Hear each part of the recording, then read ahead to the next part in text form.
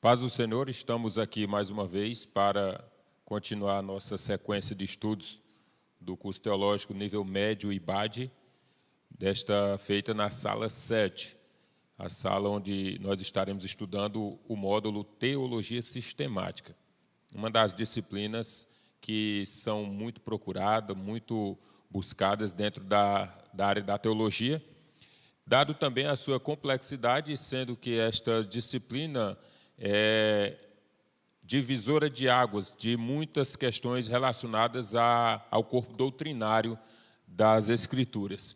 E, portanto, nós estamos aqui nesta oportunidade para dar continuidade. Espero que todos possam aproveitar de forma positiva estes ensinamentos, que todos possam assistir todas as postagens do IBAD, que todos possam se inteirar completamente daquilo que está sendo proposto aqui por esta diretoria e também a coordenação que nos orienta dentro das expectativas de cada um, tanto discente quanto docente.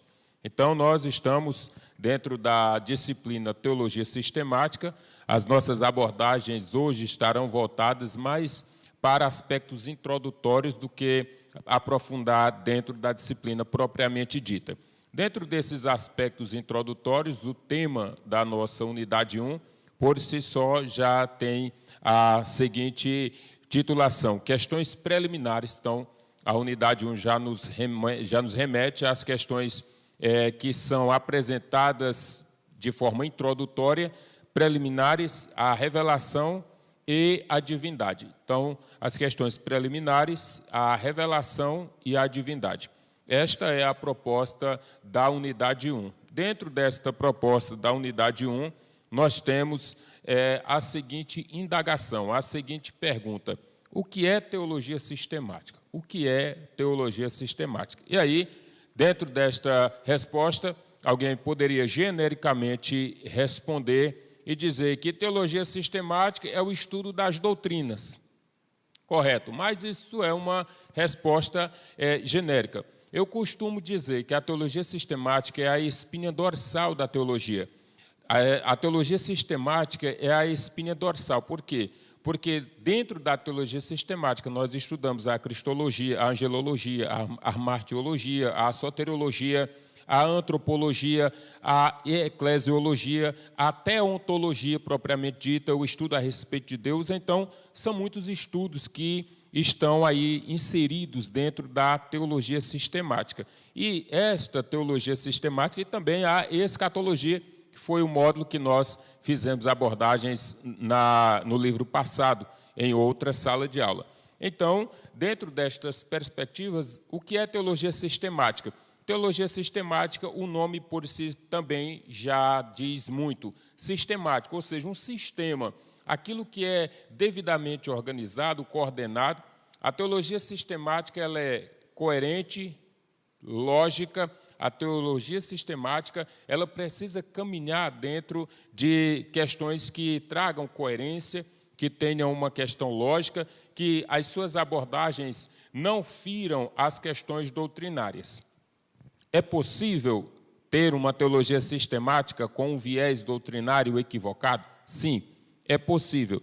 Todos os outros segmentos têm as suas teologias. A teologia sistemática, todos os outros grupos religiosos, os outros grupos religiosos, eles têm as suas dificuldades em relação a questões doutrinárias e também têm as suas aplicações bíblicas dentro daquilo que eles acreditam. Então, todos os segmentos religiosos que são de natureza cristã estudam teologia, têm a sua teologia sistemática. Então, a teologia sistemática, ela é parte de um grupo que nós dividimos em 4, costumamos chamar de 4 grupos. Esses grupos da teologia sistemática esses grupos da teologia são a teologia histórica, a teologia bíblica, a teologia prática e a teologia sistemática. A teologia histórica, teologia bíblica, teologia prática e teologia sistemática. São estes 4 ramos da teologia onde nós mais estudamos, onde estão aí praticamente inseridos todos os estudos doutrinários a respeito das Escrituras. Então, concluindo desta forma, poderia dizer que a teologia sistemática é um estudo, uma área da teologia onde procura estudar minuciosamente as doutrinas. A teologia bíblica, ela estuda, basicamente, tem as suas conclusões e referências sempre dentro das Escrituras. Isto é a teologia bíblica. Na teologia bíblica, nós estudamos sem fontes externas, ou seja, é o texto bíblico sendo estudado por ele mesmo, sem se valer de textos ou fontes externas.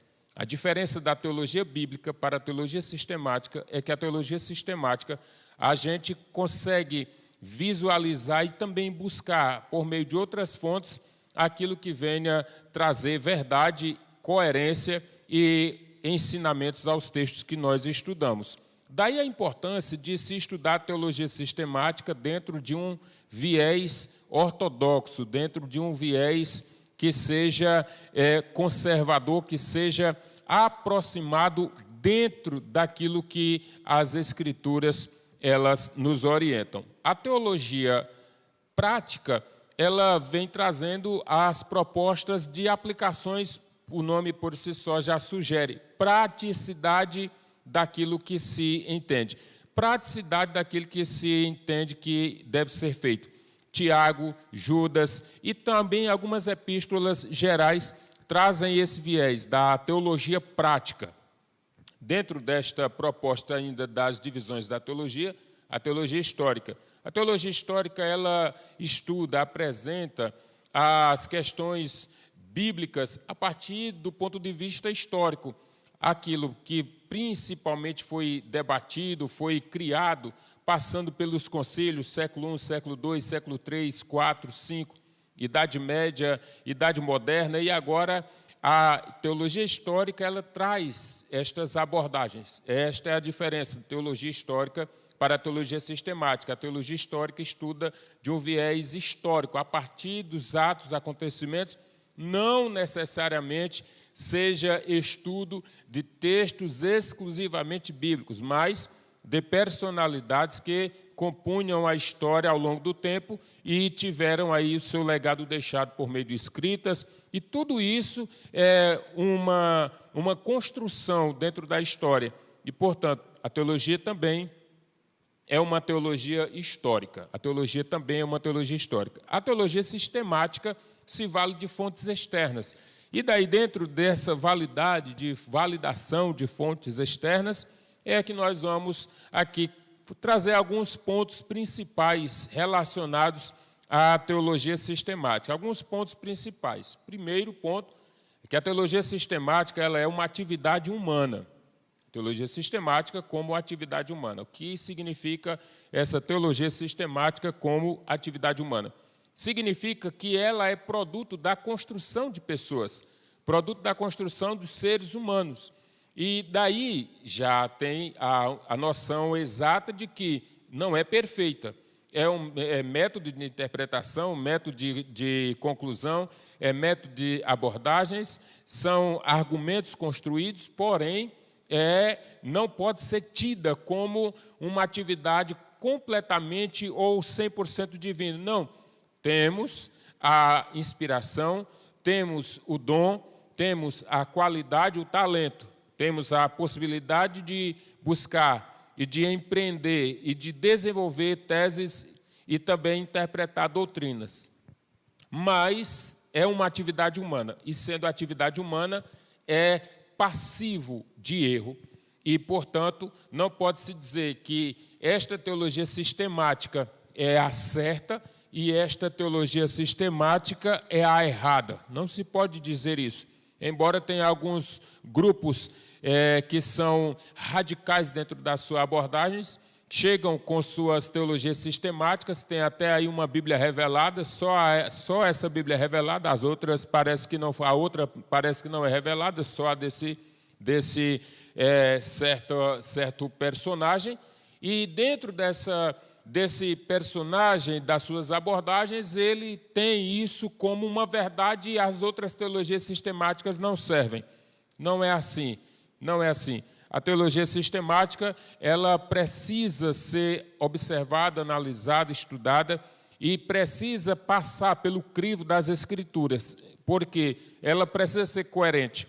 Eu não posso construir uma teologia sistemática e dentro dessa minha construção não haja coerência doutrinária.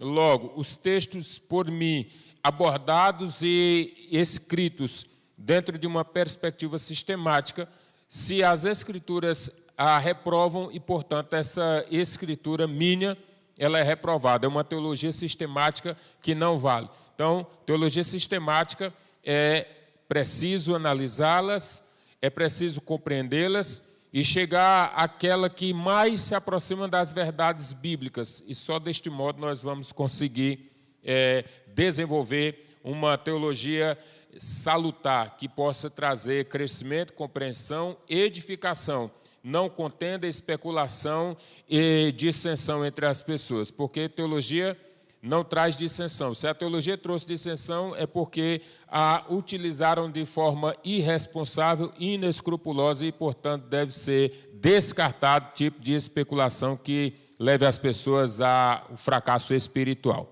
Então, é uma atividade humana. O outro ponto é criar a teologia sistemática, ela cria um corpo doutrinário coerente, que nós estávamos falando aqui. É a criação de um corpo doutrinário coerente. Dentro deste corpo doutrinário coerente, ela não vai de encontro, exatamente, não vai de encontro com o que a Escritura pontua. Ela vai ao encontro. A teologia sistemática precisa se encontrar e não bater de frente com a teologia bíblica. Ela precisa de coerência para que venha convergir os seus conteúdos com aquele que é a Escritura. A Escritura é divinamente inspirada. Toda a Escritura é divinamente inspirada por Deus. Mas toda teologia sistemática não é divinamente inspirada por Deus, porque ela é produto da nossa construção humana a partir das nossas observações e compreensões e estudos. Então, a dica é leia teologias sistemáticas. Nós temos muitas teologias sistemáticas boas, mas eu poderia aqui citar algumas delas que possam lhe trazer algum crescimento. Mas, depois que se analise essas teologias sistemáticas, aí traga a sua observação, o seu comentário. As pessoas querem, às vezes, discutir teologia. Pergunta para ele, já lestes quantas teologias sistemáticas? Ele sequer leu qualquer livro de história em quadrinhos aí e quer discutir teologia. Quando quiser falar teologia sistemática, leia pelo menos 3, 4 ou 5 e leia pontos distintos entre elas e pontos que possam convergir entre as mesmas. E depois emita seu parecer, antes de sair fomentando o seu achismo aí como peçonha que só provoca discussão entre as pessoas. Não vá por essa via. Leia, entenda, compreenda e aplique e cresça. Teologia sistemática é procurar criar um corpo doutrinário coerente. Se não criar um corpo doutrinário coerente com o quê? Coerente com a revista? Não. Coerente com o quê? Com as Escrituras. Só isso. Então, eu sei que você que está me assistindo aí agora deve já estar pensando qual é a teologia sistemática que eu devo estudar. E eu diria, me procure, e o pastor Elidiano, na condição de professor, vai fazer algumas orientações e, portanto, estarei à disposição para emitir estas informações aos senhores, senhoras e senhoritas. O outro ponto doutrinário, outro ponto da teologia sistemática, é que ela é fruto de processo dialético. Fruto de processo dialético. O que é isso, pastor? Fruto de processo dialético. Se é fruto, é porque nasce de alguma coisa. Se é dialético, é porque vem do diálogo. E se ela é do processo, é porque é diálogo constante, diálogo contínuo ao longo do tempo, discutindo teologia a fim de que se chegue àquilo que nós entendemos por teologia sistemática. Ela é fruto de processo dialético, ou seja, discussões. O que significa isto, o que significa aquilo. A teologia sistemática, principalmente aí os 4 primeiros séculos da era cristã, nós temos aí muitos concílios. Poderia falar do Concílio de Nicéia, 325, Concílio de Constantinopla, 381, Concílio de Calcedônia, 451, Concílio de Éfeso, 430, todos da era cristã. Todos esses concílios fecharam questões doutrinárias que são teologicamente aceitas e credos foram formulados dentro destes períodos. Estes credos foram criados e aceitos pela comunidade cristã como verdades doutrinariamente corretas, porque tinham o embasamento na inspiração das Sagradas Escrituras. Então, é fruto de processo dialético. O outro ponto principal é que são a comunidade de fé. Tem as suas raízes nestas comunidades de fé. O que isso significa? Cada grupo de cristãos, de pessoas que creem na Bíblia Sagrada, eles iriam formulando as suas crenças, pontuando os seus credos e se alimentando destas verdades que eles julgavam verdades essenciais à sua aplicação de vida. E, portanto, criavam dentro desta comunidade o seu credo doutrinário. E, a partir desse credo, passavam a andar nele. Então, muitas discussões dos primeiros séculos estavam circundando as questões da igreja. Muitas questões foram refutadas porque haviam incoerências teológicas, outras foram aceitas por causa das suas convergências doutrinárias e por aí se forma a teologia sistemática. Também, como ponto principal, um dos pontos principais, tendo as suas raízes na comunidade de fé. E, por fim, dentro destes pontos principais, temos o exercício da consciência e a fé. É preciso ter consciência. Parece algo normal, manifestado diariamente, corriqueiramente, quase que involuntária a manifestação da consciência, mas a consciência, ela atua de forma coordenada, de forma lógica, a nossa consciência. E quando se perde uma consciência, eis aí um louco. Todo mundo tem consciência. E essa consciência precisa ser trabalhada, alimentada. Então, a consciência e a fé também são exercício precisam ser exercitados para que a teologia sistemática seja compreendida. As pessoas têm preguiça de estudar. Pastor, estou com preguiça, eu não dou conta de ler, eu não entendo nada. Tem que forçar o HD um pouquinho. Quando ele começar a fumaçar, toma uma aguinha, relaxa e depois ele vai fumaçar de novo. Se você parar na primeira dificuldade, seu cérebro preguiçoso vai morrer preguiçoso e você vai morrer sem saber de nada. Então, já vai morrer, então que morra sabendo de alguma coisa, pelo menos deixa legado. Morrer sem saber de nada, nem legado vai deixar, ninguém vai nem se lembrar que você existiu um dia. Então, não vá por esse caminho, estude, leia, aplique, force um pouco a sua consciência, creia.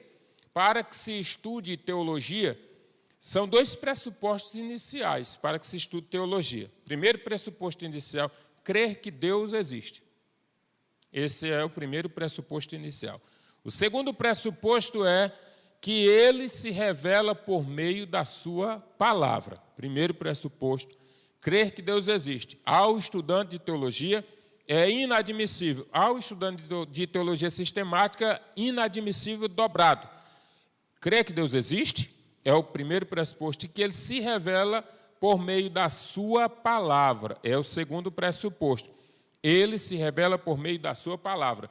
E se é crer que ele existe, crer é produto da consciência, porque ter consciência é produto da razão. Ter razão é produto de alguém que pensa, e se pensa tem consciência.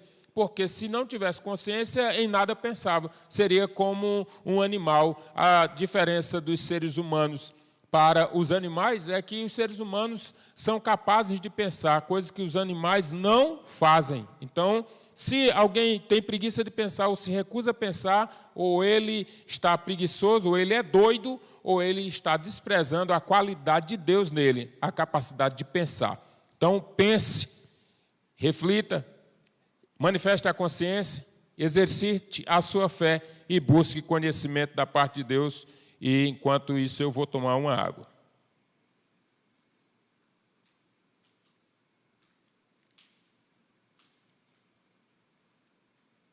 Então, capítulo 2, a revelação, a ação divina e os limites da razão. A ação divina e os limites da razão. A razão tem limites? Tem. Mas eu não posso me apegar às minhas limitações, porque o limite já diz tudo. Você tem um limite, mas para chegar no limite, alguém teve que agir. Ninguém chega no limite sem agir. Se eu for correr exaustivamente, eu vou correr até o meu limite. Quando o meu corpo não conseguir mais evoluir, eu tenho que parar. Cheguei no meu limite. Senão, se eu não parar, eu vou me arrebentar. É o meu limite. Então, eu tenho um limite. A minha razão, ela tem limite. Ela não é ilimitada. Nós somos seres super-humanos. Somos seres extraordinariamente perfeitos ao ponto de que nunca tenhamos limite, principalmente quando a questão é a razão. Ação divina e os limites da razão. Por esta razão, tratando-se das limitações da nossa razão, tratando das limitações da nossa vida, da nossa parte de consciência, e alguém pergunta, quem é que tem razão em uma contenda? Desde que ninguém haja manifestado a sua loucura, todos os dois têm razão. Tanto aquele que diz que tem razão, quanto aquele que é julgado não tem razão, também tem razão. Porque se eles estão discutindo por uma razão. E a razão de estar discutindo é exatamente a manifestação da razão nos dois. Então, dentro desta questão da limitação da razão, a teologia sistemática trabalha dentro de uma situação e apresenta a teologia negativa. O que é isso, pastor? Teologia negativa. Tem teólogo negativo? Tem teologia negativa, porque tem teólogo negativo. O que é que a teologia negativa preconiza? A teologia negativa preconiza que Deus é incapaz de ser conhecido. Aí a gente chama isso de a incognoscibilidade divina. É bom que pode depois apertar o play aí, voltar e depois pegar de novo. A palavra é essa mesmo. A teologia negativa, a incognoscibilidade divina. O ser humano sendo incapaz de conhecer a Deus, o Deus incognoscível, ou seja, cognição é conhecimento, é capacidade de conhecer, desenvolvimento cognitivo, desenvolvimento de capacidade de conhecer, capacidade de desenvolver-se. E a incognoscibilidade de Deus seria o ser humano incapaz de conhecê-lo. Mas essa é uma proposta da teologia negativa. Portanto, a teologia negativa diz que eu e você somos incapazes, racionalmente, intelectualmente, de conhecer a Deus. Fica quase que parecido como uma proposta agnóstica. Crê na existência de um Deus, sim, que criou todas as coisas, mas que este Deus que criou todas as coisas, nós não podemos conhecê-lo. Nós não conseguimos conhecê-lo, nós não conhecemos. Então, não é o que diz as Escrituras. Jesus disse assim, conhecereis a verdade e a verdade vos libertará. Então, libertação, produto de conhecimento. Conhecimento de quê? Da verdade. Quem é a verdade? Eu sou o caminho, a verdade e a vida. Então, qualquer teologia que apresente uma proposta incognoscível de Deus em relação ao ser humano incapaz de conhecê-lo, essa teologia já é, no mínimo, duvidosa e precisa passar por alguns critérios de avaliação, a fim de que depois, se prestar para alguma coisa, seja aplicada, nem que seja para aguar o jardim da sua casa. Esta é uma questão da teologia negativa. A outra teologia é a teologia natural. Nós temos 3 tipos de teologia aí no capítulo 2. A teologia negativa, a teologia natural e, por fim, a teologia positiva. Dentro da teologia natural, 2 objetivos distintos delas. 2 objetivos dela é, primeiro, tentar descobrir por meio do nosso conhecimento natural se Deus realmente existe. Teologia natural, o nome já também nos direciona ao que é natural. É aquilo que é visível, que é palpável, que é compreensível, que é fácil de ser entendido, mas descobrir a existência de Deus por meio destas questões naturais, a teologia natural. Busca objetiva compreender por meio das questões naturais se realmente Deus existe, nosso conhecimento natural. Então, a segunda proposta, dentro dos seus objetivos da teologia natural, é discernir o que os indícios da existência de Deus querem nos dizer a respeito da sua natureza, caráter e propósito. É como se a gente fosse chegar a conclusões do eterno aqui por meio das leituras naturais. Como se nós quiséssemos compreender as questões doutrinárias a respeito de Deus, tanto da sua revelação, claro que dentro da revelação de Deus tem a revelação geral, tem a revelação natural. Sim, os céus e a terra manifestam as obras das suas mãos. Deus, principalmente na literatura ínica, que está lá no livro de Salmos, nos Salmos, principalmente como literatura ínica, essa literatura ínica apresenta por vários momentos, por várias passagens, esta revelação de Deus. A gente olha para Deus através da natureza, a obra das suas mãos. Até os céus, o firmamento, todas as coisas manifestam a glória do Senhor e a grandeza do Senhor. Mas, dentro da teologia natural, ele caminha por 5 vias. Dentro dessas 5 vias, nós temos aí todas trazendo aqui 5 tipos de argumentos. 5 tipos de argumentos. O primeiro, o segundo, o terceiro e o quarto são argumentos remetendo ao cosmológico. Dentro desse argumento cosmológico, também relacionado ao mundo, ao cosmos, a via de número 4, nós também temos aí o argumento moral, que está dentro, de certa forma, deste argumento cosmológico, dentro dessas abordagens aí. A primeira via, o argumento do primeiro motor. Isso é uma questão da filosofia. Argumento do primeiro motor. O que é isso? Existe, dentro deste argumento, a seguinte ideia. Existe um motor que movimenta, que impulsiona todas as coisas no universo. Ora, as águas, os rios, os vulcões, os processos naturais, existe algo que movimenta tudo isso. Nós nascemos, pessoas nascem, pessoas morrem, pessoas transitam, tudo isso é um movimento. O universo se movimenta, o Sol está parado, mas o universo se movimenta.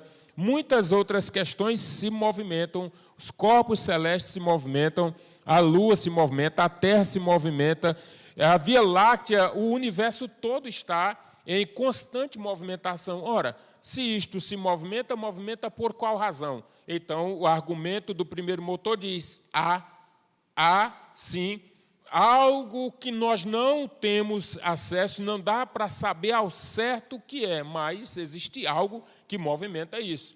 Então, este algo que movimenta, nós cristãos cremos, é Deus, a fonte de todas as movimentações. A segunda via, a via da primeira causa. Ora, eu sou a causa. Eu sou o pastor Elidiano, mas para eu nascer teve uma primeira causa, uma causa preliminar pela qual eu vim à existência. Aí os meus pais também teve uma causa preliminar pelas quais eles vieram à existência. Os avós, os tataravós, também tiveram causas iniciais que deram origem à sua existência. E por assim vai, até chegar ao primeiro homem, teve uma causa original que fez com que esse homem viesse à existência. Ah, mas as outras coisas, tudo tem uma causa original, pela qual veio a existência. E qual é esta primeira causa original? Nós, cristãos, na nossa teologia sistemática, dizemos: Deus é a origem de todas as coisas. Mas nem todo mundo pensa assim. Então, a importância da teologia sistemática é saber como grupos se manifestam e apresentam as suas questões doutrinárias, a fim de que nós, conhecendo as armas do adversário, possamos nos proteger mais precisamente em relação aos seus ataques. Daí a importância de conhecer de tudo, mas reter o bem. O que Paulo disse na sua epístola: provai de tudo, retém o que é bom. A outra, terceira via, o argumento do contingente necessário. O argumento do contingente necessário. Para que tudo isso aqui se manifestasse, voltando ao primeiro momento, a primeira causa, o primeiro motor, a primeira causa. Agora, o contingente necessário é necessário que essas pessoas se movimentem. Ora, pessoas nascem, pessoas crescem, pessoas reproduzem, pessoas morrem. Isto é um fato. Ninguém nega esta realidade. Mas o contingente necessário, ou seja, pessoas que morrem e pessoas que nascem. Por que pessoas morrem? Por que pessoas nascem? Ora, se de repente todo mundo morresse, como as outras coisas se movimentariam? Então, a nossa vida ela é um ciclo. A vida do ser humano, este contingente que, ora, habita no planeta, este contingente ele é transitório.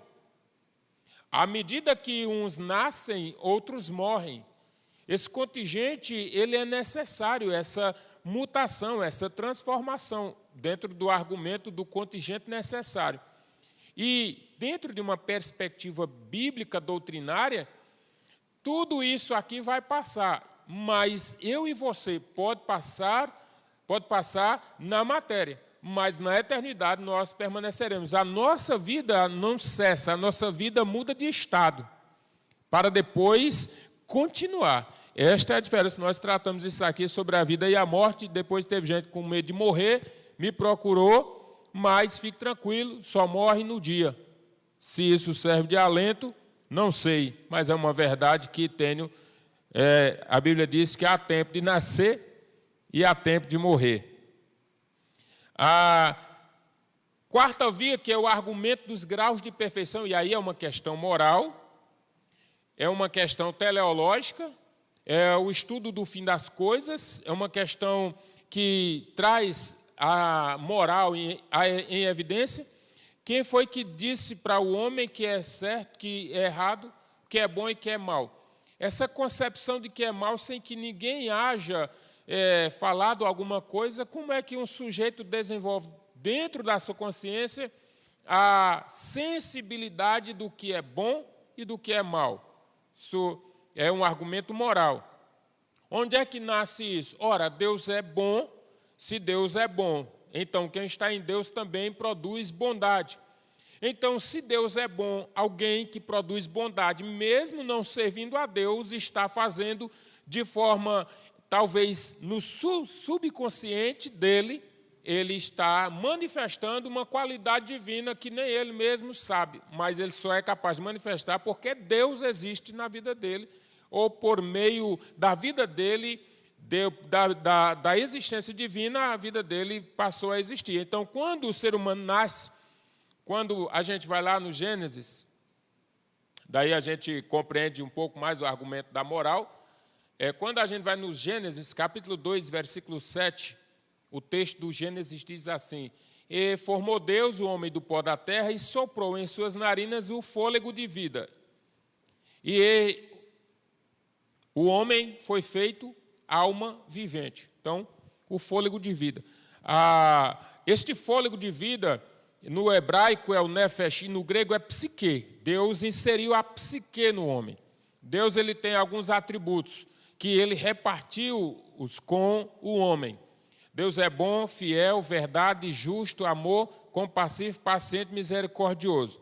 Isso é Deus, é o que Deus tem. Quando Deus soprou no homem, Gênesis 2:9, a psique, esta psique soprada no homem, logo, Deus reparte com o homem. Daí, Gênesis capítulo 1, versículo 26, e disse Deus, façamos o homem à nossa imagem, conforme a nossa semelhança. A semelhança de Deus no homem eram as qualidades morais de Deus inseridas no homem. Dentro dessas qualidades morais, Deus é bom, fiel, amor, verdade, justo, compassivo, paciente, lento em irar-se, misericordioso. Esse é Deus.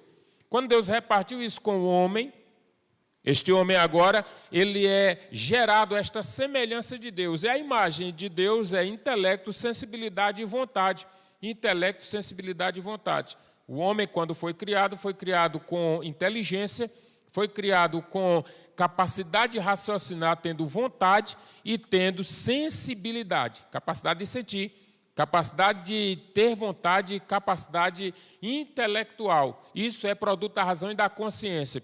Portanto, quando um ser humano, mesmo que ele não faça parte de nenhum credo, de nenhum grupo religioso, ou não defenda nenhum credo doutrinário, quando ele manifesta essa bondade em relação a alguém, a condescendência, a misericórdia, o amor, essa pessoa tem compaixão de outro que está a falecer de dificuldade, então, essa pessoa, mesmo inconsciente do que ela sinta, no seu subconsciente, há uma verdade inegável de que Deus, como fonte da moral, está produzindo nela capacidade de exercer misericórdia.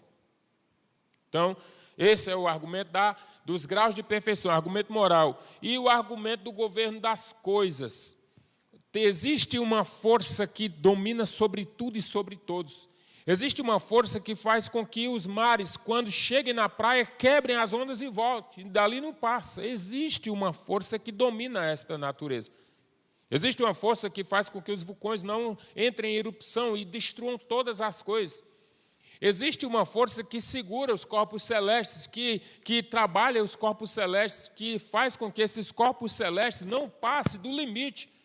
Uma camada onde, se o ser humano passar dela, ele morre sem o devido aparelho. Mas os corpos celestes nem vêm para cá e nós forçamos a nossa ida para lá, aparelhando-nos de acordo com a nossa capacidade.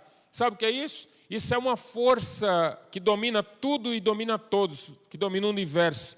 De modo que a gravidade ou a falta dela, todas as coisas são geradas, impulsionadas, movidas, primeiro, pelas questões de Deus. Então, qual é a força que domina sobre tudo e sobre todos? Essa força é Deus, que domina sobre tudo e sobre todos. Caminhando aqui, vou tomar mais uma água enquanto você aí tome a sua.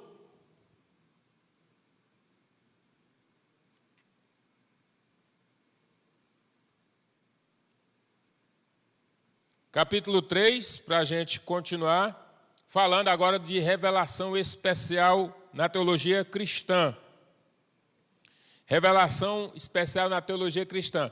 Eu gosto de fazer algumas observações, e agora, dentro da teologia, passando agora para o Antigo Testamento, questões veterotestamentárias, a revelação progressiva. A revelação progressiva. O nome já sugere continuidade, ascensão ou progressão. A revelação progressiva de Deus. Deus ele vai revelando seu plano gradativamente. Deus não descortinou toda a história da humanidade e disse, é isso aqui e pronto, tá, aconteceu. Não é assim. Deus ele é um Deus que trabalha de forma gradativa. Eu fiz algumas abordagens lá no Gênesis, capítulo 3, Deus fez, no capítulo 3 do Gênesis, Deus fez, quando o homem pecou, Deus coloca nele, ou tira dele a sua nudez, cobrindo-lhe com peles de animal. O homem, depois que pecou juntamente com a sua companheira, eles olharam os olhos da consciência, porque o texto diz assim, e perceberam que estavam nus. Ora, eles olharam e perceberam que estavam nus. Quem foi que disse para eles que eles estavam nus? Enquanto a inocência do indivíduo não lhe acusa, enquanto a inocência está atuando, a consciência não lhe acusa de nada. Quando você era criança, andava de roupa íntima ou sem nada dentro de casa e ninguém estava nem aí para você e você também não estava nem aí para ninguém. E você cresceu, se você andar nu por aí, as pessoas vão lhe prender por estado de loucura e atentado violento ao pudor. O que mudou? O que mudou é que quando você era criança, a sua inocência sobrepunha a sua consciência. E agora que mudou, a sua consciência sobrepôs à sua inocência. A sua consciência sobrepondo-se à sua inocência, logo você já tem consciência moral do que é certo e do que é errado. E, portanto, pode ser enquadrado dentro da lei vigente daquele lugar que você estiver habitando. Dentro do pecado do homem, o homem peca e fica, sente que está... Ele olha e percebeu junto com a sua companheira que estavam nus. Quando eles perceberam, quem disse para eles que eles estavam nus? Aí eu diria implicitamente, eu não estou dizendo que a Bíblia diz, mas eu digo que posso inferir dizendo que a consciência dele disse que ele estava e ela estavam nus. E quando Deus chegou lá, eles estavam vestidos com roupas de figueira. Pegaram figueiras e cozeram para si aventais, é o que o texto bíblico diz. Quando cozeram para si aventais, Deus chegou, eles estavam vestidos. E por que que Deus rejeita a veste deles? Porque Deus já queria começar a revelar seu processo de salvação para com o homem. Nada daquilo, Deus já estava implicitamente deixando claro que nada daquilo que o homem fizesse para cobrir a sua nudez, seria capaz de trazê-lo a tranquilidade emocional e tranquilidade de consciência para os seus atos. Somente pela pele ou pela morte de um animal. Aí, Gênesis diz que Deus pegou um animal, se fez uma roupa para o homem e a mulher de peles de animal, é porque este animal evidentemente morreu. Então, a primeira cobertura é para um casal. A primeira cobertura é para um casal. A primeira. A segunda cobertura, estou falando de revelação progressiva de Deus. A primeira cobertura na progressão da proposta de salvação e redenção para dois, o homem e uma mulher. A segunda proposta dentro da progressão da revelação de Deus Gênesis capítulo 12, Êxodo capítulo 12, versículo 3. Pegou um animal e diz que este animal, e agora manda com que os homens peguem esse animal, sacrifique-o, pegue o sangue e coloque no umbral da porta. Este sangue, agora não somente uma pele que fez uma roupa para um casal, o sangue agora ele está sendo provocador de vida e inibidor de morte. Quando a morte passasse, quando fosse meia-noite, que as pessoas iriam morrer, aqueles que tinham sangue não morreria o primogênito daquela casa. O que significa? Sangue e salvação para uma casa. Levítico capítulo 16, versículo 22, o sangue era para a cobertura, agora não só de um casal como no Gênesis, não só de uma família como no Êxodo, mas agora em Levítico é uma salvação para toda a nação de Israel. Veja que mudou, para toda a nação de Israel. É progressão. Quando Jesus se manifesta, João capítulo 1, versículo 12, diz veio para o que era seu, mas os seus não o receberam. Mas a todos quanto o receberam, deu-lhes o poder de serem feitos filhos de Deus, a saber, os que creem no seu nome. Então, isso é revelação progressiva de Deus. Gênesis, um casal, Êxodo, uma família, Levítico, uma nação, e João, Jesus. Em Cristo, todas as pessoas têm a capacidade, a possibilidade de salvação. Revelação progressiva, capacidade de conhecer a Deus por meio de Jesus. E conhecereis a verdade, e a verdade vos libertará. Dentro ainda da nossa abordagem, e aí, correndo um pouco aqui para que isso é só uma questão introdutória, capítulo 4, questão introdutória da teologia sistemática. Se nós estivéssemos em sala de aula, seriam 2h30 e 2 litros de água que eu ia beber. Até isso diminuiu.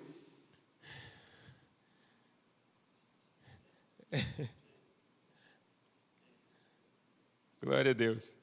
Isso é sala de aula, irmão. Sala de aula é assim mesmo. Não... Obrigado, evangelista Robson, homem que Deus tem usado grandemente para nos abençoar e abençoar você que está assistindo. Só está assistindo porque Ele está cuidando destas questões de produção. Deus abençoe a todos. No capítulo 4, eu vou dar uma pincelada sobre as questões da inspiração, mas caminhando para a nossa finalização da unidade, capítulo 4, definições da divindade. Definições da divindade. O que é isso? Divindade. Deus. O que é isso? Como se define? Aí, as definições vão depender de que fonte de religião você tem, de que cultura religiosa você faz parte. Poderia citar aqui o politeísmo, monoteísmo, teísmo, enoteísmo, panteísmo e deísmo. Aí você diz, pastor, que tanto ismo é esse? Se encontra monoteísmo, politeísmo, teísmo, panteísmo, deísmo e enoteísmo. Dentro da nossa proposta aqui nós temos o politeísmo, nós temos o enoteísmo e nós temos a monolatria. A monolatria, o politeísmo, o enoteísmo e a monolatria. O que é isso? Resumidamente, eu poderia dizer, politeísmo, a crença em vários deuses. Monoteísmo, a crença em um único Deus. Isso aí, a religião judaica. O teísmo é a crença de que há Pai, Filho e Espírito Santo. Chamamos isso de teísmo. É a crença na doutrina da Trindade. Nós cremos na existência do Pai, Filho e Espírito Santo como 3 pessoas, mas essencialmente todos são exatamente o mesmo. É o que nós cremos. O enoteísmo é uma hierarquia de deuses. Hierarquia de deuses. Tem um Deus que é grandão, um Deus que é pequeno, um Deus que é de 1,5 metro de altura, é Deus de tudo quanto é tamanho. Então, uma hierarquia de Deus. Tem um Deus maior, um Deus que manda, que pisa nos outros que obedece. Tipo uma hierarquia mesmo. Isso é o enoteísmo. O deísmo, que dentro destas propostas deístas, o deísmo prega que Deus é um ser que está sobre tudo e sobre todos. A isso nós damos o nome de transcendência. Deus é um ser que está sobre tudo e sobre todos. Porém, Ele criou o ser humano, largou aí na rua e disse, se vira, negada, porque não tem nada a ver com vocês. Esse é o deísmo. E não é assim. Nós vamos ver por que isso não é assim. O panteísmo diz que Deus é tudo e tudo é Deus. Resumidamente, é isso. Para mais informações, está na coleção Religiões, Seitas e Heresias, que se trabalha com mais detalhes a respeito disso. Então, o politeísmo, o enoteísmo e a monolatria. O que é a monolatria? A monolatria é a crença de que há também vários deuses, mas somente um. Só um pode ser adorado. E os outros, pastor? Os outros não vão ser adorados, não. Não tem adoração para eles, não. Só para um. É a monolatria, ou seja, a mono, um. Latria é adoração somente a um Deus. Dentro ainda dessas questões do politeísmo, também nós temos aí a existência e a crença, né? Não é a existência, é a crença na existência de vários deuses. E também poderia falar aqui do dualismo. O dualismo, muito pregado, é uma religião da antiga Pérsia, uma religião antiga, Zoroastro, que é o seu precursor, é a pessoa que trabalhou muito essas questões doutrinárias do zoroastrismo, inclusive até chamado de zoroastrismo, que é uma religião dualista. O que é isso, dualismo, pastor? Dualismo o meu celular, quando eu fui comprar o celular, tinha lá dual chip. E isso é dualismo, pastor? Será que é dual? Não, isso aí está dizendo que são dois chips. Dualismo são dois tipos de deuses que estão com forças convergentes, tanto um quanto o outro tem força. E aí eu vou falar do yin e yang, aquele símbolo redondo das religiões orientais, que usa muito uma parte branca com um pinguinho preto, uma parte preta com um pinguinho branco. Aquilo ali é um símbolo do dualismo. O dualismo está trazendo equilíbrio entre as forças. O bem e o mal têm forças equivalentes. O bem e o mal tendo forças equivalentes. E também um outro ponto aqui, significa que toda a parte má, que é predominantemente preta, que é considerada a parte má, esta tem um pinguinho branco, que significa que toda a parte má existe algo que é bom lá no fundo. E da outra parte, a parte predominantemente branca. Não sei por que é branco também. Procure saber no doutor Wikipédia, que ele deve informar. Eu não sei. Eu sei que significa que esse pinguinho preto na parte branca significa que toda a parte boa tem uma desgracinha lá no fundo dela. Na realidade, isso é uma proposta do dualismo. Dentro desta proposta do dualismo, criou-se essa ideia do caos, a ordem, do bem e do mal, essas forças equivalentes que guerreiam entre si. E aí, você no seu conteúdo nos acompanha, tem aí dois deuses que eram responsáveis pelas desgraças e pelas benesses que estavam acontecendo na humanidade. Isso é o que se cria o dualismo dentro da proposta do zoroastrismo persa e seguindo mais adiante com outras religiões. O Ahura Mazda, que Ahura Mazda era o Deus bom, criador de todas as coisas, criador do universo. E o outro era o Ahriman. O Ahriman era o Deus perverso, o Deus mau, o Deus perturbador de todas as coisas. Aí, para justificar, e como é que eles entendiam as catástrofes, o caos e a ordem? Como é que eles entendiam o caos e a ordem? Entendiam genericamente da seguinte forma: o Ahura Mazda entrava em conflito com o Ahriman. Naquele dia, o que vencesse iria dominar, iria mandar em tudo. Se o Ahriman vencesse contra o Ahura Mazda, então as tragédias, as desgraças, tudo que era de mal em relação à sociedade, poderia dizer que foi porque o Ahriman venceu. Então, o Ahriman, que é o Deus perverso, venceu contra o Ahura Mazda, que é o Deus bom. Então, se a perversidade venceu hoje vai ter maldade, vai ter isso, vai ter aquilo. Daí você vai começar a entender porque dentro da astrologia se estuda muito os corpos celestes a fim de que haja uma pseudo-informação a respeito daquilo que vai acontecer, vai ter desgraça. Por isso você vai ver que esses mentirosos aí, travestidos de adivinhador do além, do aquém, está aí dizendo muitas coisas que vai acontecer e não acontece nada. E por que não acontece? Porque ele está entrando num campo impenetrável. Qual é o campo impenetrável? É saber por meio de Deus aquilo que Deus nunca disse. Então, não dá para sair prevendo futuro por aí, porque Deus não revela o seu futuro para ninguém. Os videntes, os profetas do Antigo Testamento, tinham as suas revelações para os seus dias, e a exemplo de Daniel, para questões escatológicas.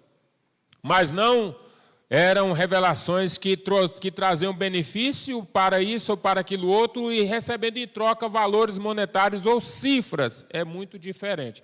Se Deus quiser revelar algo a alguém, Ele vai revelar, mas para um fim específico, a um propósito específico, e não por meio da adivinhação, ou da cartomancia, ou da necromancia, ou de vários outros apontamentos doutrinários. É o que nós cremos. Se é teologia sistemática, isso é o que nós cremos, que a revelação de Deus vem por meio das Escrituras, e as Escrituras validam as experiências, e as experiências levam-nos a um patamar distinto entre aqueles que têm esperança e aqueles que não têm esperança. E concluo, falei do panteísmo de forma rápida, mas concluo falando do Deus de Israel, o Deus transcendente e imanente. Aí, o que é isso, pastor? Transcendente e imanente. Esses dias uma pessoa chegou em mim e achou bonito demais a palavra transcendente e disse, professor, eu quero pregar lá na minha igreja, é domingo, isso era uma quarta, eu quero pregar lá na minha igreja domingo. Eu disse que é mesmo, rapaz, você já tem o tema? Não, eu quero falar sobre a transcendência de Deus. Eu disse, rapaz, tá bom. Aí eu expliquei para ele o que vou explicar aqui, o que é a transcendência de Deus, como é que funciona isso, o que é isso, a transcendência. A transcendência de Deus, eu poderia dizer que é um conjunto de atributos que ele ressalta superioridade sobre tudo e sobre todos. É um conjunto de atributos que ele ressalta superioridade sobre tudo e sobre todos. Isto é a transcendência. Dentro desses atributos estão a eternidade, infinitude, imarcessibilidade e imanência. É onde nós estamos, no capítulo 5. Transcendência e imanência. O que é a transcendência de Deus? É um conjunto de qualidades que ele ressalta superioridade sobre tudo e sobre todos. Então, o deísmo acredita no Deus transcendental, mas não acredita no Deus imanente. Mas para ser transcendente também é imanente, porque a imanência, a imarcessibilidade, a infinitude e a eternidade estão dentro da transcendência. Então, a transcendência é Deus está sobre tudo e sobre todos. Transcendência. Mas a imanência de Deus que está dentro da transcendência é a inseparabilidade de Deus para com a sua criatura. Deus, ao mesmo tempo, ele está longe, mas, ao mesmo tempo, ele está perto. Aí, quando as pessoas vão cantar, é Deus de perto e não de longe, não é assim que diz o texto de Isaías. Deus é Deus de perto, mas também é Deus de longe, mas também ele é Deus de perto. E, portanto, conclui dizendo que a imanência de Deus é a inseparabilidade dele para com a sua criatura. A transcendência de Deus é a superioridade de Deus sobre tudo e sobre todos. E dentro desta abordagem introdutória, eu quero aqui deixar minha palavra de agradecimento a todos os senhores, senhoras e senhoritas que nos acompanham. Que Deus abençoe a sua vida. Leia e digo: um diploma não faz um mestre faz um diploma. Não permita que um diploma chegue às vossas cabeças, chegue às vossas estantes, paredes e às vossas mãos, sem que o conteúdo do curso não tenha entrado na vossa cabeça. Não admita isso. Deus abençoe, estude, leia, busque a Escritura. Deus abençoe.